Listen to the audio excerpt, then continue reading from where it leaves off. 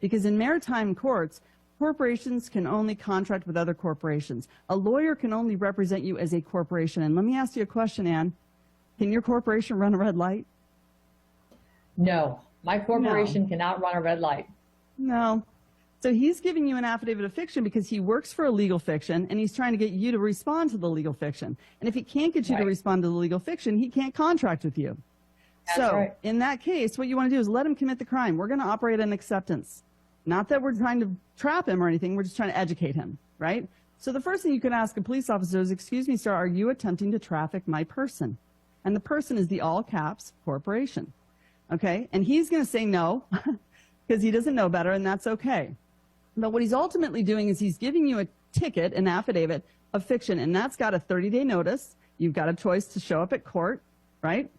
You know that if you don't show up at court, you're presumed guilty, right? And you know that they're going to then sell that as a debt instrument. But what you don't know is that in every court case, they're going to open up a trust in your name. Now, did you give them permission to do that? And I did not. No. And then what they're going to do is they're going to put 3 bonds in that trust. They're going to put a bid, a performance, and a payment bond in there. And then they're going to basically trade you on through your Sesta KV trust, which you didn't even know you had, and they're going to make anywhere from $2 to $5 million per traffic violation. And technically, in the background, they are then selling those as debt instruments. The courts are selling them as debt instruments up to the Treasury. That's right. So they're making good money on issuing traffic violations, and that's why they have a quota. So what you could do is you could turn around and grab an affidavit of truth, because in an affidavit of truth, it's all common law. So you leave the court systems completely behind because they're all corrupt at this point. They're all just administrative maritime courts. And what you could do is you can operate. So imagine you're on a playing field down here, Ann, and this is maritime.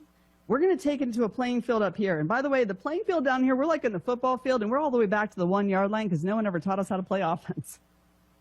But I'm about to take you to a football field right above that. You're going to fly right over to the end zone because you're operating in truth, and no one can rebut truth.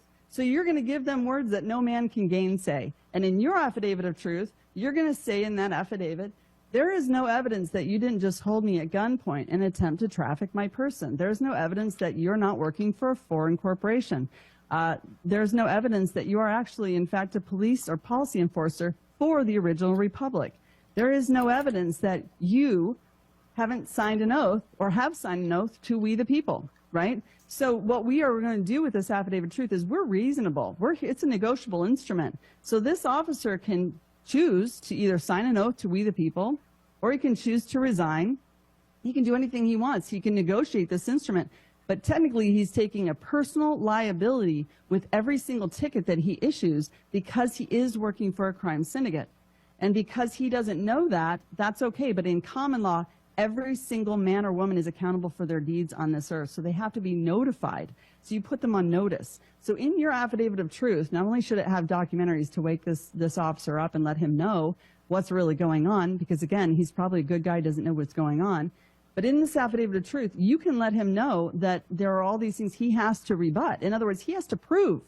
You're giving him force, you're forcing burden of proof back on him that he has, in fact, signed an oath to we the people. And he hasn't, so he cannot prove otherwise. And when you put it in a negative advertement statement, you're basically saying there is no evidence to show that you did not just do this. Now, this is a very powerful statement. A negative advertement statement is very different than asking them for burden of proof.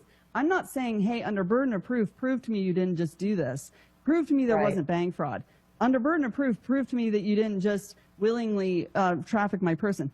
They can't prove that. But if you say there is no evidence, you're asking him to come to a court of record with evidence. You're forcing him to prove his innocence. So you're saying there's no evidence to prove you didn't just hold me at gunpoint. Okay? And which is extortion. It's forced law. Okay? So when you do this, again, in your affidavit of truth, you give him a timeline. He's got 30 days to seek a trial by peers or to cure, or he is now personally liable. And you can rack up these charges to about $1 million a pop. So if some of the people knew this right now and they were serving affidavits back to police officers, we're really just flipping the playbook. And at that point, this becomes a debt instrument.